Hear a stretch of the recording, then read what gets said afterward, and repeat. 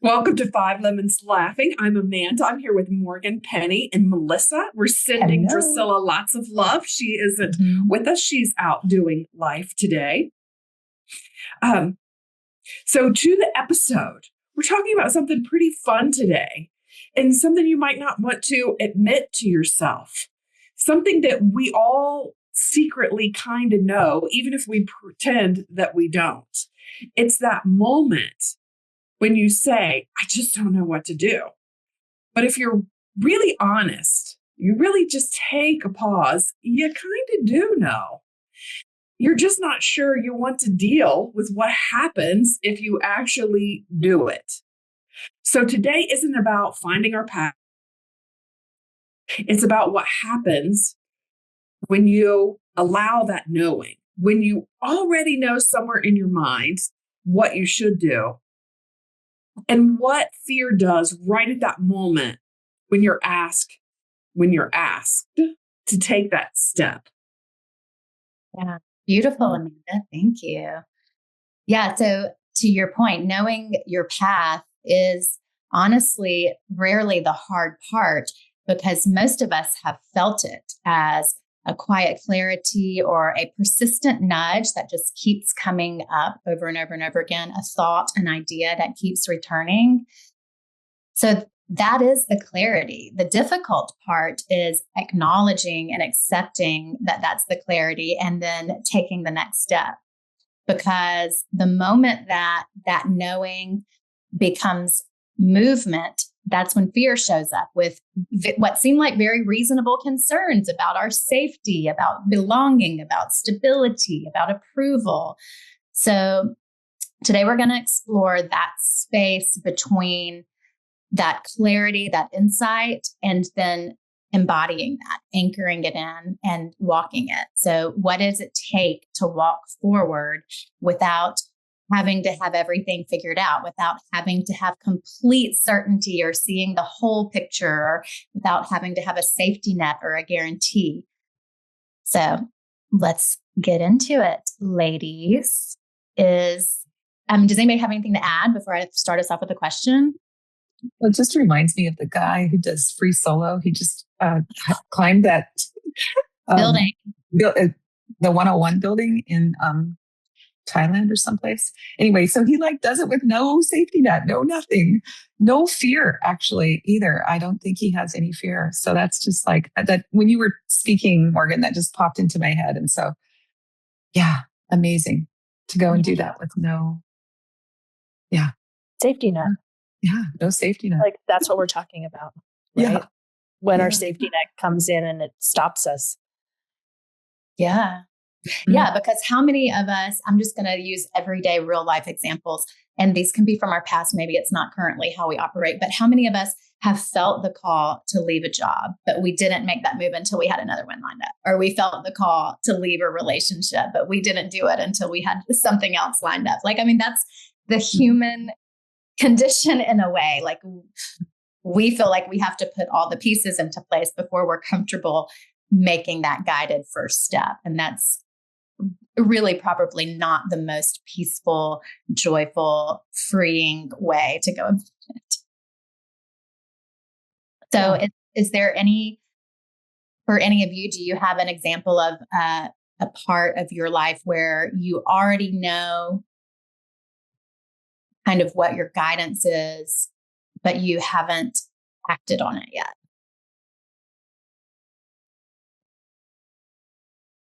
Well, I have made the big jump without the safety net of moving and giving up everything, all of our belongings and moving. So that took a long time to come to that place, but we did it. But sometimes I get stopped on just some little stuff.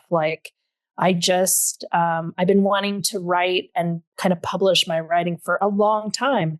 And I just this week started a Substack where I am starting to write. Thank you. Round of applause. Which is amazing, by the way. Thank Melissa, you. Why don't you tell our listeners how they can find you on Substack? Yeah. You can find me on Substack under my name, Melissa Dugan. There you go. Easy peasy. But easy peasy. And Yes. what is Substack? Because you're not the first person that has said that. Like a few of my friends have had, but I don't know what it is actually. It's a website to post your writing. It's also Okay. becoming a little bit of a conversational area where you're not really fed from an algorithm. You're more fed by your interactions, and so it is a platform for a lot of people who write stories, novels. Some of them are very in depth. Some of them about politics. Mine are not that long, but I wanted to do it for so long. But I'll tell you what, my fear was being I don't know, rejected. Like I just had the fear that everyone was going to say, "I hate that. That's not good enough." And so one of my posts today was, "Am I living my dharma?" Meaning, am I living my purpose in life? Right? And it dawned. So I was scrolling this morning when I woke up before meditating, everything just scrolling away, which I don't do often, but I did this morning. And there was Wayne Dyer, and he said, "Are you living your dharma?" And I immediately was like, "No, I'm not." And then I sat for a second and I realized, yes, I am. I am like taking steps. But what I immediately thought why I wasn't living my dharma was because it's not public and famous and out there. And so I thought I wasn't living it because I didn't have that reflection from the world that it was amazing and happening like a lot of people do. There are a lot of famous people that are living their dharma, and that's how it is. So there was a little noticing about how I needed or how I was so used to getting it reflected. Then I would know that I was on the right path. But I'm moving beyond that or through that. And so now I still had to overcome, like, if I press that like publish button, what are people going to think? Are they going to hate it? Is it going to be terrible? I've had to tell myself it won't be for everyone. Just like I don't read everyone's pieces on Substack because it's not for me. But it has a lot to do with, am I going to be loved? Am I going to be liked? And I'm working through that too. Those, just letting it be there and move through. I'm so glad that you said that, because that goes directly to what we're talking about today is like, your path, what you're doing. And there was something in there trying to tell you that you weren't actually doing it, some mental story. Because that's what the last, 3 or 4 episodes that we have been talking about is letting go of that mental story. Yes.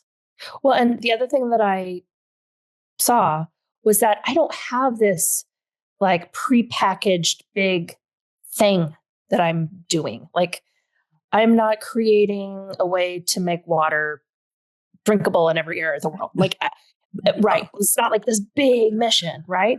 But I'm seeing that my missions, what my dharma is I wrote in the Substack, to accept my parents, how they are, to learn about resistance and to talk about resistance, to do the little things that push my confidence, like to be on a podcast, to write things and publish it publicly.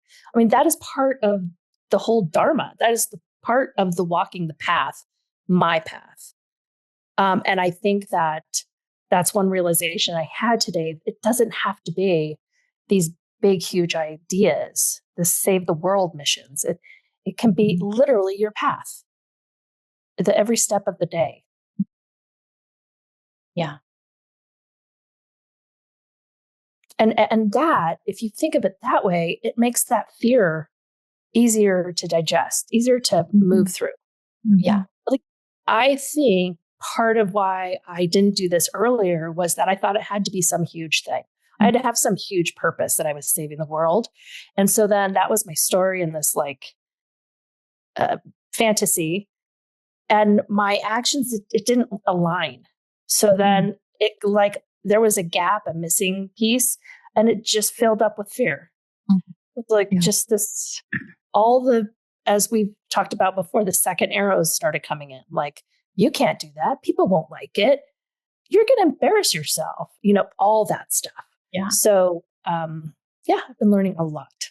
Yeah. Well, and I think you're talking about something that's very, I won't say the word real because it's not real, but it feels very real to the human experience.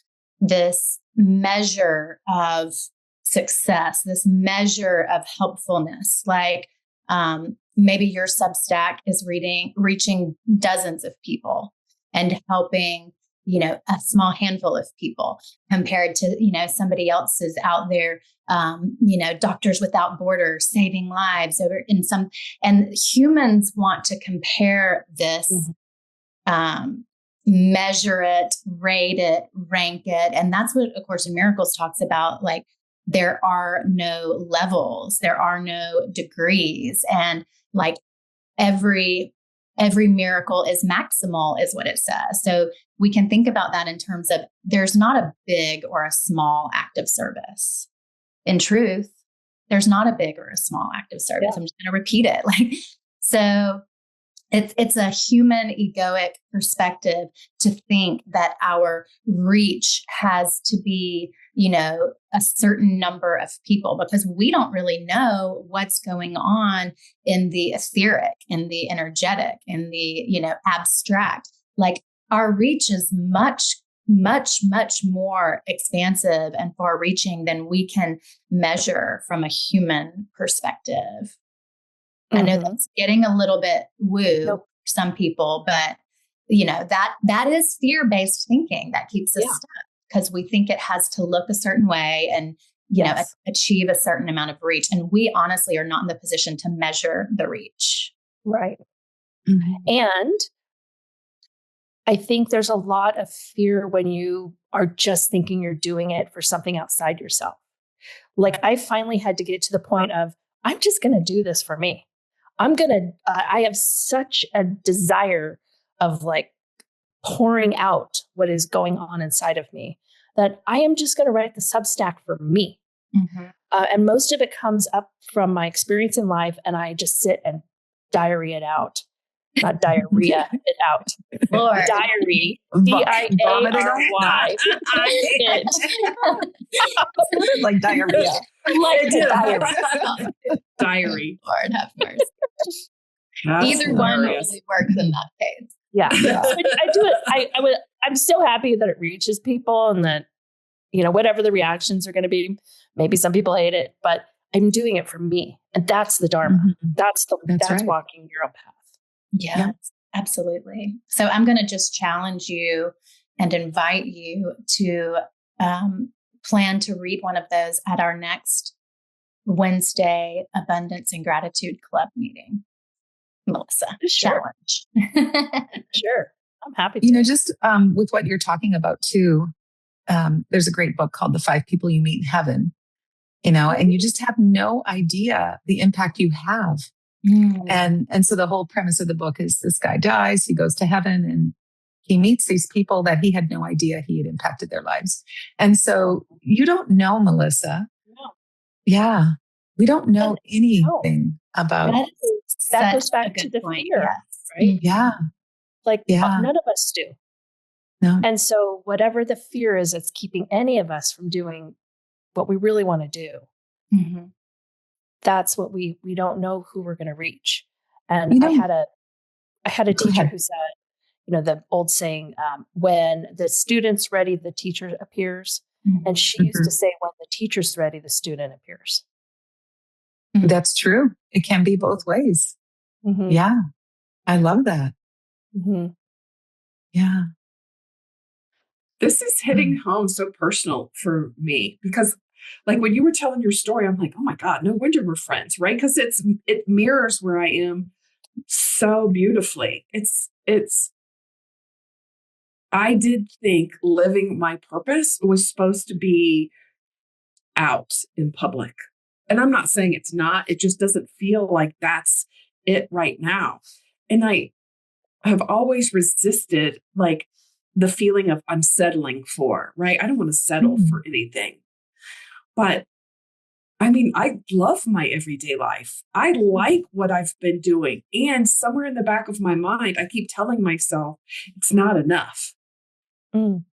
And that's and my word for the year is acceptance, and like going through that process of nothing needs to change. That's my mantra for the year. Nothing needs to change. It really opens the eye. Like it has been opening my eyes to, yes, my life is enough. Like I don't actually have to do anything, go anywhere, or be something that's not myself. And I can't believe you just articulated it so well, Melissa. It Oh, reminds thank me you. of the quote, bloom where you're planted. Yeah. Yeah, you don't have to do anything, go anywhere. Just be. The subtitle to my Substack is the title is Am I Living My Dharma? And the subtitle is An Old Idea of Not Enough. And and it's all about like I thought I needed to do more. That was that initial reaction of, no, I'm not living my dharma because I need to do more. It's not okay to bloom where you're planted. It's not okay to get up and want to go hang out with your horses. Like, but that is enough. It's enough for me to want to spend the day hanging out with the dogs that I'm house sitting. Like that is enough. If that's what I want to do. And in that pressure, like to do, like even hanging out with my horse, in the back of my mind, I tell myself, well, I should do a little video after this and put it on whatever, or I need to write about that. Like there's always like what I'm doing is not enough. Like there needs to be another step. So showing up with that feeling of incompleteness, like I don't want that. I want to be present. Mm-hmm. That's very, very, what's the word I'm looking for? I don't know, poignant, because I feel that a lot of people can relate to that experience of just being in the experience is not enough in this day and age where information is everywhere, videos are everywhere, influences are everywhere. Everybody's photographing their entire life and sharing it with everyone. Like there is that unspoken pressure to document everything or it doesn't count or it didn't happen. Or it's yesterday morning, someone else's. Yesterday morning, I was outside recording this thing that I record for my cousin every morning. And I sent to Morgan too. And I was standing right next to this beautiful flowering bush in our yard. And this hummingbird was going from flower to flower to flower right in front of me. I mean, like literally this, like a foot away from me, 2 feet away from me. And I thought, I should stop recording right now and take a video of that. And then I said, no, Penny, just enjoy this moment. You know, you're recording your message to Kelly. Just enjoy the moment of this hummingbird. So I wrote I said, oh my gosh, there is a hummingbird just humming around me and getting nectar from this flower right as I'm recording this. It's so beautiful. And it's just such an example of just being present in the moment and just enjoying it. I really wanted to video it though. Because it was so beautiful. But like most people like want to video it, start a TikTok channel where they have all the videos. Like it just keeps going and going. Yeah. And going. Yeah. Mm-hmm. Yeah. Mm-hmm. So that is how we each or know our path. Because like, you know, we were talking about most of us know our path. It's just getting to the place where we're not letting fear stop us from moving forward. And I'm so glad that we have been talking about this because it clarifies my path a little bit more. Yes, I in general know my path is to be a loving presence in the world, to change my life, to change the world. But what I have been putting on myself was not my path. I have been putting on, again, you articulated so well, external pressures I've been adding that to my path instead of just allowing it. And I can see, because Melissa, last year, the whole year, you talked about acceptance last year. And it feels like that allowed you to actually start doing a subset, just start seeing it into freeing up what is yours to do and what is not yours to do. Yeah. I think you're right. I accept that about this whole situation. Well, also, Fully agreed. Fully agree. I mean, Melissa, you spend a lot of time being still also and meditating. And what I'm learning, and I've known, I mean, I knew it intellectually, but now I'm learning it. I'm embodying it, I guess, is that it is in that stillness when we get the messages of what is the next right step to take.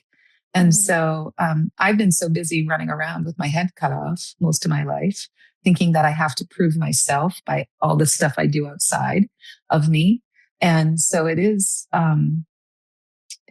what I'm seeing is that as you're slowing down and being still, that then you are learning that you are living your purpose, your dharma.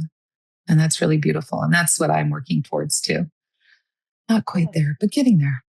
Yeah. And your dharma is different than mine. Exactly. So Penny, do you have a sense of like what your path is? Well, what is my path? Yes, just like you said, Amanda, I am here to spread love, to be a loving presence, to support people that would like to, live the best life. That's so cliche, but it's really, I want to support people to live their very best life and to really love themselves, because it's been my path, I wasn't taught how to love myself when I was growing up. And so it's been a big part of my journey is to learn to love myself. And then I can love others. And then, attract the people that want to come to me too. Yeah. And it's been in drips, and that's okay. It's okay, because I have had a lot of, my biggest fear is time. Like, I don't have enough time to do what I really want to do because I'm so busy doing all this other shit that doesn't matter, So that's, or the amount of time it's going to take to do this. And I know that when I'm connected to the divine, that time is just a construct, like everybody says. And even like I've been waking up in the middle of the night the last 2 nights, and I know there's something here. And I think, oh, it must be time to wake up, to get out of bed. And I look at my watch and it's like 1:30, and I go, oh, it feels like I've been sleeping forever. Like I feel like I've been sleeping for a long, long, long, long time. And I've only been sleeping for like 3 hours. And I know there's something about that. I just haven't quite sorted it out yet. But I think, so I don't know why I said that, but it's time. So like time, I'm learning, I think I'm learning to collapse time, that time doesn't really matter. It's not about the time. So Penny, I have a question for you. It does make sense. And I think it's very relatable, because I think a lot of people have that pressure when it comes to time. But what does fear tell you will happen if you take the next step on your path of living your dharma, as Melissa put it, or, living into your holy purpose? It'll be hard. It'll be a lot of work. I will. It'll just be hard and a lot of work. And I don't want to do all the work, I guess. But that's what you're doing now. I know. Isn't it so funny? Like it is. Is there a fear that you would have to let something go? Well, that is what I'm working on, is I'm taking stuff off my plate so that I can be in alignment with who I say I want to be, or I am. Not I want to be. I am. I am already this amazing person who is living her best life and is ready to spread it to the world, or to one person, whatever it is, right? Yeah. From our last episode, Morgan is like, one of her things is that actually true? Like, do you actually have to do a lot more work? Is that actually true? I don't think so. That's the funny part about it. I know that if we're doing what our dharma or our purpose is, it's like ease and flow and stuff just unfolds. And it's just easy. But my little ego says it's hard. It's going to take a lot of time and a lot of work. And I need to blow that up. But that's your old operating system It confirming to you that this is how you do it, because you're living this way now. And you're thinking through that lens that it's just going to continue. If you're going to shift into a different work, it's going to be more spiritual or more of a teacher role or more helping people, but it's just going to be just as hard, and it's going to be take up all your time. So you're still looking through that lens. And I think when you're following your path, you will have a new operating system. You'll have new lens of looking and saying, I mean, I just feel like I'm living this right now, and that I have the same feeling you had, and it's not hard. I was telling myself that. Yeah, I get that. And I am working on building new neural pathways to get out of that old rut that's in my brain.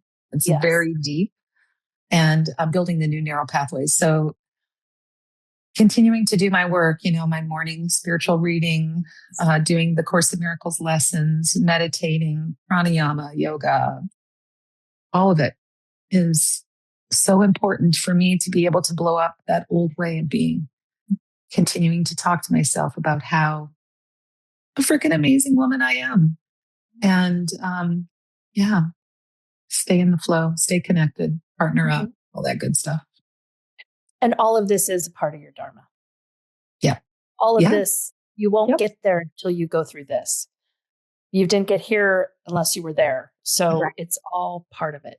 And I feel like every one of us has, a small handful, maybe a big handful of things we came into this life to work on and to heal. And so that, recurring theme for you, Penny, is just, it's what you're here to work on. So there's nothing wrong with it. I mean, I have my things, that's for certain. So I'm reminded that we all have our karmas and we don't always know what they are, that we're healing this time around. So just going to keep going, keep moving forward. And what if you took on a sentence like, is it really this hard? Or something more positive, like this is easy.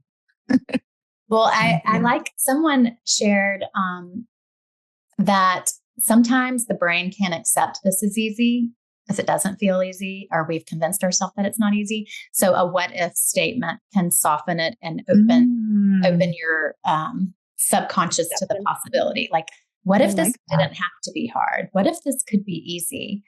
It's like more palatable. I like that, Morgan.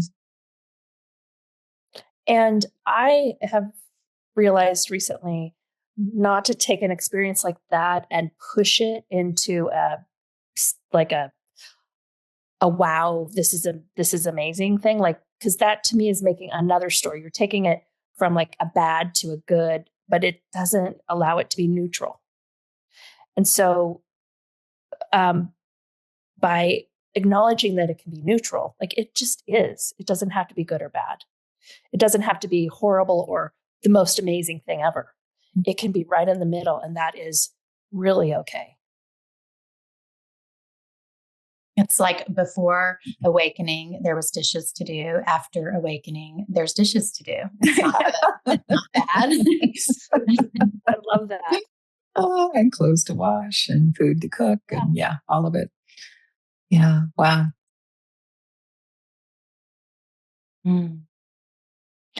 So here's another question. Just how do you know if you're following the guidance or when fear is keeping you stuck? Like, what are the tells? What are the signs that you're slowing your progress or whatever. I don't know. Does that question feel clear? Mm-hmm. If you're playing small, like we've heard, like what? Yeah. I know that Michael Singer says you come up with justifications. So you're always justifying why this should work, why it shouldn't work, why I should do this, why I shouldn't do this. Pros and cons list. Yeah. Yeah. And I think we talked about it in the introduction. I think another way to know is if you keep getting the same idea keeps dropping into your mind over and over and over again, and it excites you, and you keep putting it away. Mm-hmm. That would be fun, but Yeah. da da da da da. Mm-hmm. That would be wonderful if da da da da da. And it's just a fantasy. You haven't like allowed for the possibility that it's your calling and it could be your reality if you would just take the next guided step. Well, I think Morgan, what you said to Penny, like, why do you think it's hard? And to kind of do some questioning with it and trying to unwind the stories you've made about the future or around something you like.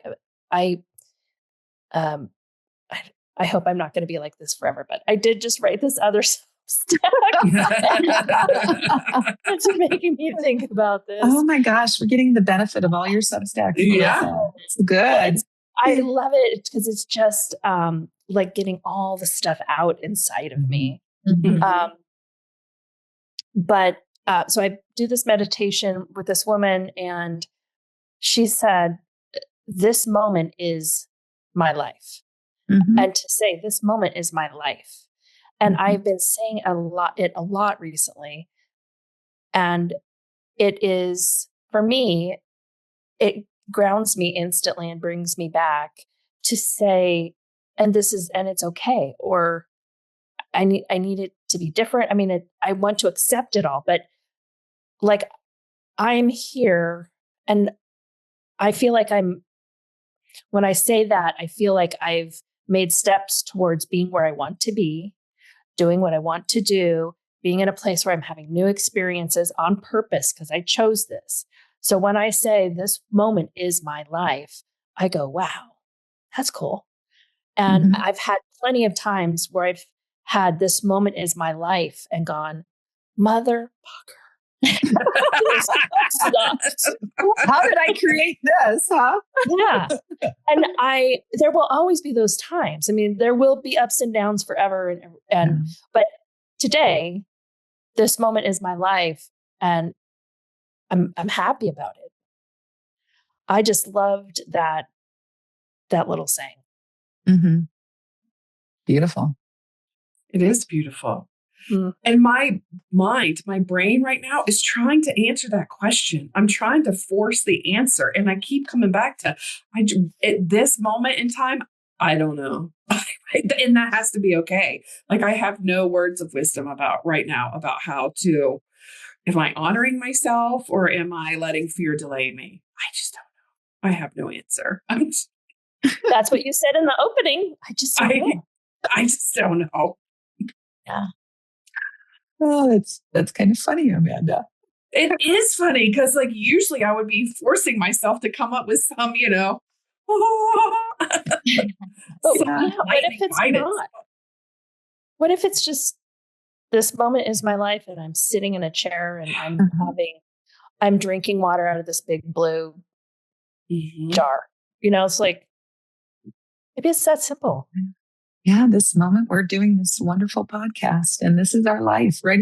Well, because they say that it's only this moment is it. We don't know what's going to happen the next moment. And so. But when you say this moment is my life, it brings it down to, first of all, it's a choice. You get to have a choice and you also get to choose again. Yeah. So when you say it tomorrow or the next moment, you can choose to have a different moment. Yeah. But it really made me think, I'm really glad I'm in a space that I've made really hard choices to have this lifestyle, and I get to say that and be happy with it. Yeah. And I know that's not forever, but and to fully accept it. Unless it is. It can be. Yeah. I mean, you're happy. Why not be happy forever? Yeah. Yeah. Well, I'm happy that I know attachment to the happiness and to the sadness is what makes it suffering. That's where the suffering begins. Yep. Yeah. Yep. Yeah. Yeah. I had written down on the Post-it, be in the present moment. And then I had to add, it's my life. Yeah. Yeah. That's a good one. I like that, Melissa. It's my life. It's my life right now. So beautiful. Yeah. Yeah. Goes back to the dishes. This present moment, washing the dishes is my life. Mm-hmm. Am I doing it in a hurry and with frustration, or am I doing it in love and joy? Mm-hmm. Yeah. Yeah. And maybe that's as simple as it is. Like the timing and the purpose is to be in presence and love. It's not about some ambition or some goal or some place or some qualification or some measure. It's, this present moment is my life. Am I connected to God in this moment? Am I in love? And am I in peace? And the second part of that is to just accept it exactly how it is. And like, it would have been for me to accept that, oh shit, I'm in this moment, to accept exactly what it was without the judgment, self-judgment or punishment or new fantasies of wishing it was different. But full acceptance. This moment is my life. Right. And then go forward from there. And go forward. No judgment and full acceptance. Yeah. Surrendering. And we're alive. Whatever it is. Yeah. We're freaking alive. That's pretty cool. Yeah. Yeah. So beautiful. So simple. Just start diarrheaing it out. And you'll all get there. Oh. Wow. So as we close down this episode, I mean, walking your path doesn't mean you have to be fearless. There's going to be some fear in there. It just means being faithful to what you already know and what you don't know, right? Just to be accepting and surrendering and just be in the present moment. It's my life. I love that. I think that's the only post-it I need to share today. So yeah. So thank you all so much for joining us. It really is a joy and a privilege to be able to come to you weekly on our podcast. And I feel so privileged and honored to be with these beautiful women. And we're all transforming right in front of each other. It's just so beautiful to watch it unfold. We are blooming where we're planted. And that is so wonderful. So remember, your transformation is our greatest joy. So until next time, have a beautiful and blessed life. Yeah. It's yours. Yeah. Bye. Love you all.